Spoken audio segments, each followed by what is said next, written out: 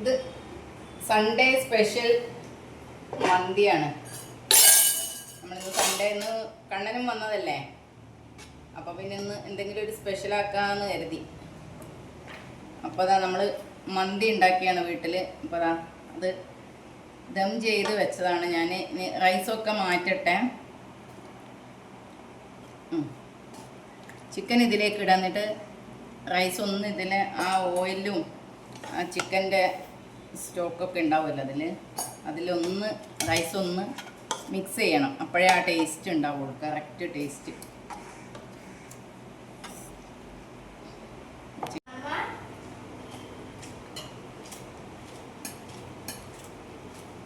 ഇത് ഇങ്ങനെ മിക്സ് ചെയ്യുന്നതാണ് നല്ലത്. അല്ലാതെ നമ്മൾ കുറേ തവണ ഇതിങ്ങനെ ഇടുമ്പോൾ ഈ അരി പൊട്ടിപ്പോവില്ല. നല്ല കട്ടിയുള്ള അരിയാണ്, നമ്മൾ അങ്ങനത്തെ ഒരു വേവിനാണല്ലോ എടുത്തത്.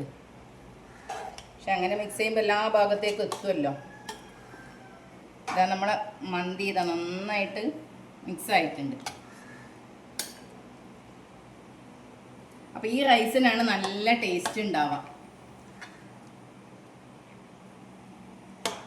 ഈ ഓയിലിൽ ഈ ചിക്കൻ്റെ ടേസ്റ്റ് കംപ്ലീറ്റ് ഇറങ്ങിയത് ഈ ഒരു ഓയിലിലാണ്. അപ്പോൾ ഈ റൈസ് നമുക്ക് ചിക്കൻ ഇല്ലാതെ വെറുതെ കഴിക്കാം. ഈ റൈസ് അത്ര നല്ല ടേസ്റ്റാണ്. അപ്പോൾ നമ്മൾ മന്തി കഴിക്കാൻ പോവുകയാണ്. റൈസ് ഇട്ടു, ചിക്കൻ വെക്കുകയാണ്. മന്തീൻ്റെ ഫുൾ വീഡിയോ നമ്മളെ ചാനലിലുണ്ട്. ചിക്കൻ മന്തി ഫുൾ വീഡിയോ ഉണ്ട്. ഇതാ അയക്കൂറ ഫ്രൈ,